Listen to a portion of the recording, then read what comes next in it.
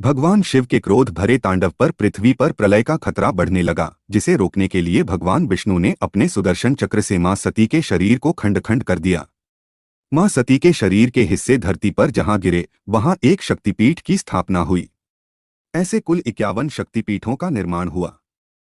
उन 51 शक्तिपीठ में से एक शक्तिपीठ जयंती शक्तिपीठ भी है, जो बांग्लादेश के सिलहेट जिले के खासी पर्वत पर स्थित है। यहाँ माता की बाईं जंघा गिरी थी। यहाँ देवी माता आदिशक्ति को जयंती और भगवान शिव को कृमाशीश्वर के रूप में पूजा की जाती है।